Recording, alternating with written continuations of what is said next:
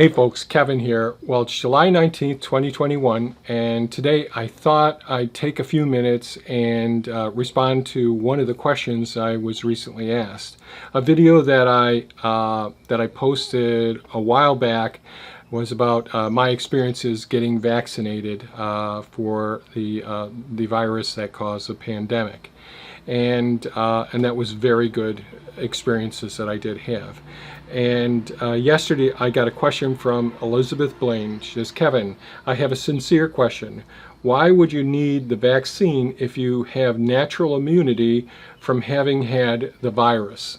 So for those of you that don't know, I succumbed to the viral infection last March, I think it was, and I posted health updates about it, and I had posted before the me contracting the virus information about the pandemic and my thoughts on how to protect yourself as much as possible.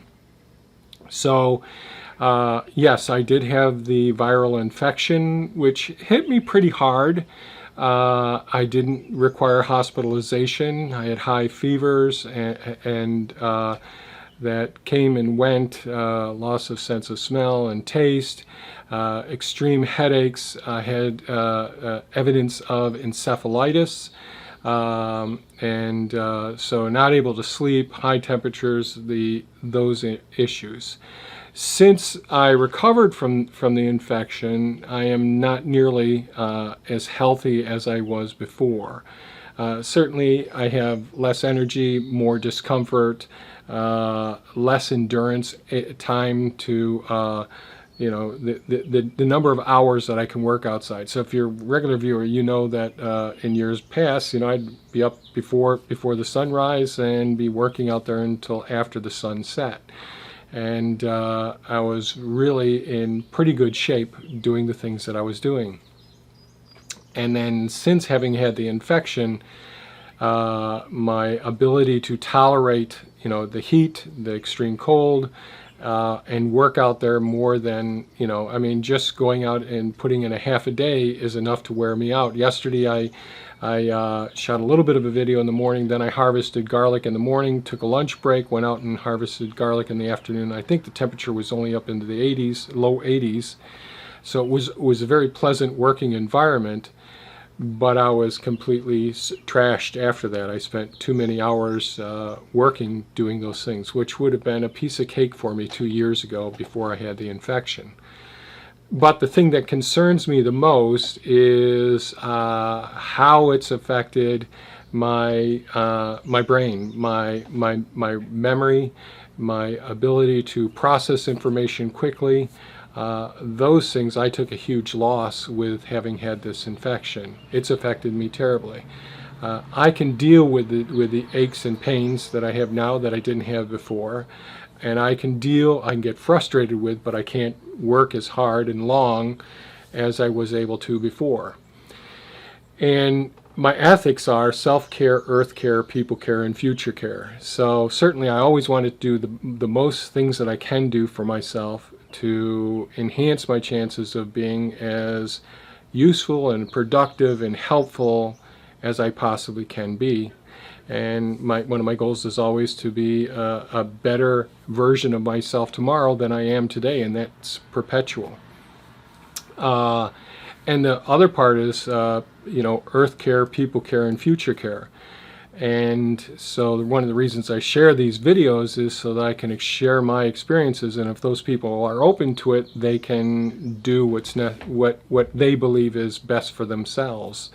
And I certainly want people to be protected and realize the seriousness of this viral infection and the potential future challenges that we're going to face. And I've talked about this in videos over a year ago.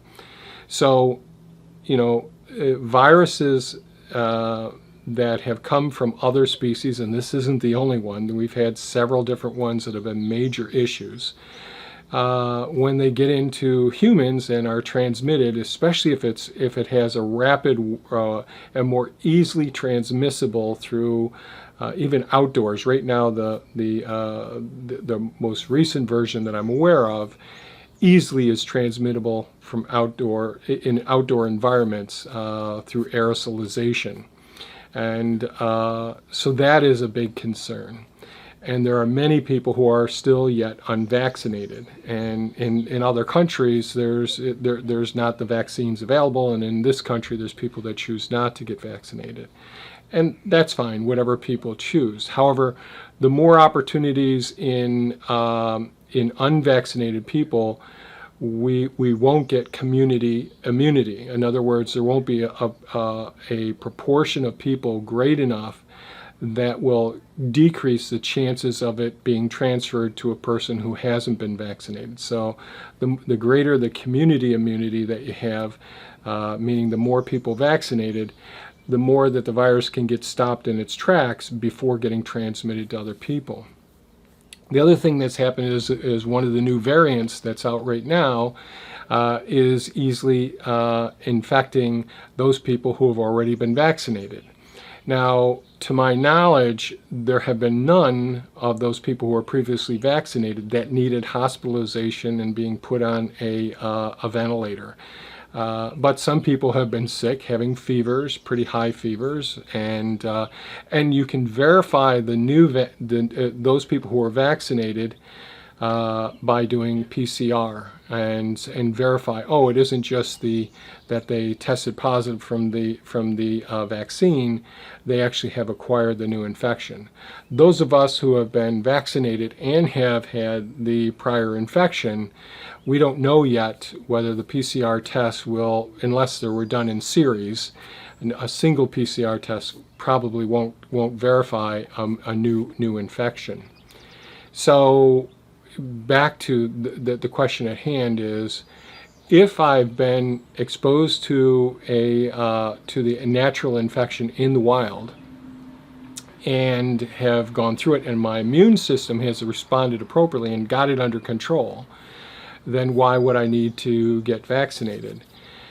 It appears that the immunity, like with the flu, pertussis, diphtheria, a whole variety of different vaccines, it isn't prolonged lifelong immunity like when I was a kid. Most vaccinations, once you got your booster, that was it. Or if you had the natural infection, you were considered protected for life. But that didn't cover everyone. So if some people had compromised immune systems, especially people over 65 years of age, or have other comorbidities, or people who have, SNPs, single nucleotide polymorphisms, and I've talked about this in the past. So I have 3 different SNPs, all related to vitamin D. And vitamin D isn't just a vitamin that helps with a few things. It's a universal steroid that has many different roles throughout many different organ systems in our body, including the immune system. It's very important for the immune system. And even though I take vitamin D, and I take much higher doses than anyone should take, it's because I've been tested to see where my vitamin D levels are after taking higher and higher doses of oral vitamin D3 to try and get my vitamin D levels up into the normal range. Most people this day and age aren't going investing in getting genetic screening done for themselves, and so vitamin D deficiency is very common in central New York where we live here, and we attribute that to the high overcast, the long winters, being cold, wearing warm clothes during covering up our skin, and then we have people wearing sunscreen, which block the process of the conversion for getting active vitamin D3. So, and I know this is getting long-winded, but there are many people who have different deficiencies that are undetectable besides comorbidities that make their immune system not as optimal as possible. So in other videos, I talked about the differences between our acquired immunity and our innate immunity. So our innate immunity just simply are the types of cells that we're born with, some of our white blood cells, natural killer cells, our neutrophils, our monocytes and all. And their cytokines, IL-1, IL-6, tumor necrosis factor, alpha and IL-8, and IL-12. So many of these different cytokines, which are just chemical communicators from one cell to another cell, being released into the environment, that triggers the innate immune system to do its work.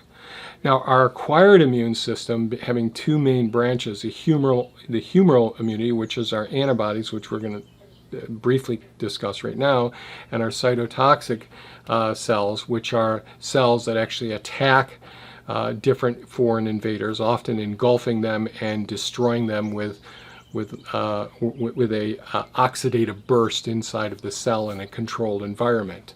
So we have the humoral immunity, which makes antibodies that can attach to some of the virus surface proteins, identify it, and decrease its chances of activating and working. But then it needs an intact innate immune system, those white blood cells, to finish the job. It's like having specialized memory forces that say, oh, this is a bad guy, and then having your regular military come in and clean up the job.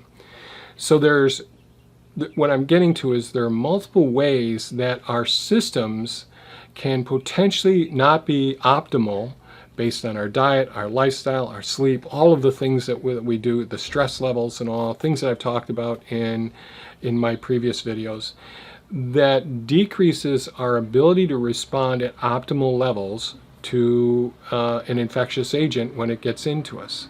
So that's part of it. Then we have these large populations of people who have not been vaccinated, and there's constant mutations of these viruses within these people, most of which are relatively insignificant.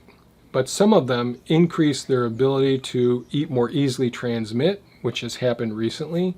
And some of them potentially may have a double whammy where it becomes more mortal. The mortality is enhanced as well. So by making sure that we're doing our best to get community immunity in multiple communities and increase our education about our own health system, and when we don't know what weaknesses we have in our desired responses to a vaccine, it's really important. And then we have these new infections.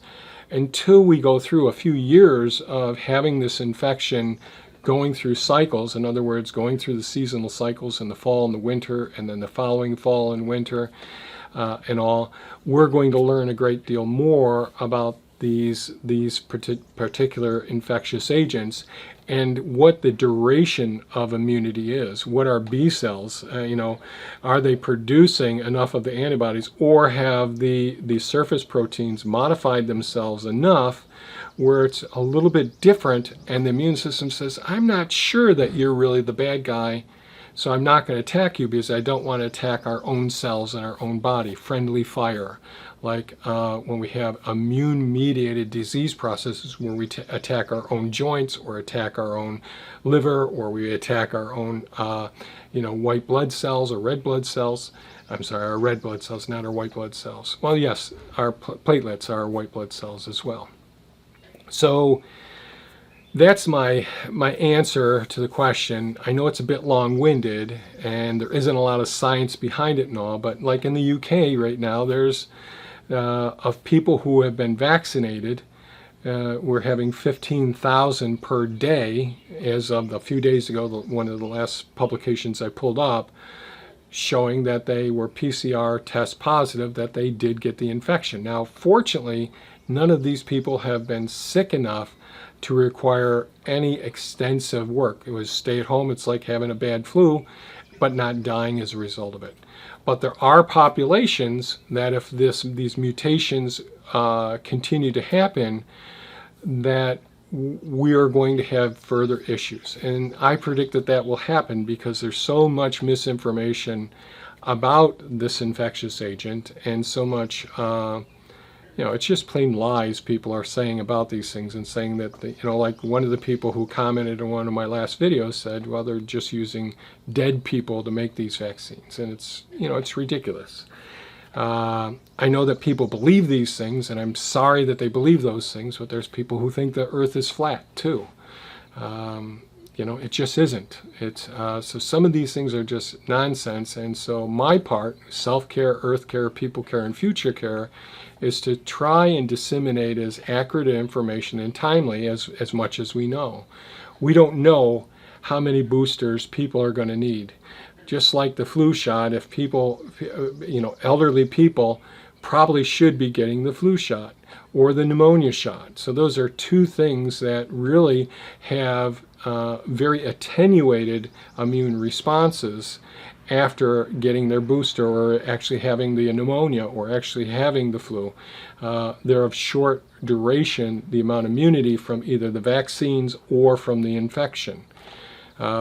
So that's one of the things, and doctors don't have the time to really sit down and explain these things to every patient when they have their, they just say, like my doctor said, you're probably not going to want the flu shot, and on. I said, no, not this time, and on. So there's tests that I decide not to have done, or procedures that I decide not to have done.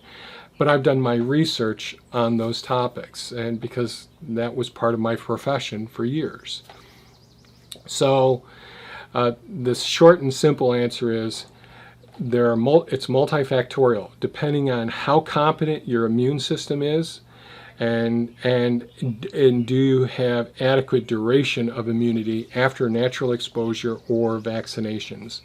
And that's still questionable. I think that just like, because of the nature of this particular virus strain, it is going to continue to mutate, and we are going to have different variants as time goes on. Me personally, I've had the natural infection.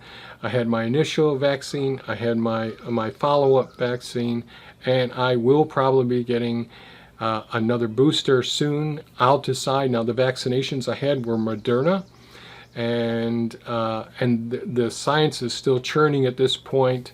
But I may elect to have other modified ones, either the Pfizer, which is slightly different than the Moderna. But we'll see. I'll share whatever I end up doing when I end up doing it. But I am being very careful still at this point, trying to protect myself and to protect others. I don't want to be responsible for transmitting an infectious agent. And one thing I should say also is vaccinations aren't a guarantee that you won't get infected. Nothing could be further from the truth. A vaccination or prior exposure, you still become infected, but depending on how good your immune response is, you may be completely asymptomatic and defeat that invading army of that infectious agent within a couple of days' time, and not have a fever, not even realize that you've had the infection. It's not a stone wall that protects you from that invader. It is a way of decreasing your chances of having significant illness as a response to the exposure after vaccination or prior illness, prior infection. It's a way of allowing your body to say, I know this guy is bad, let's go get him and get him out of here, because he's going to hurt the rest of my body. So that's what a vaccination is good for, and that's what natural infection is for. We've been working with wildlife for many, many years, my wife and I.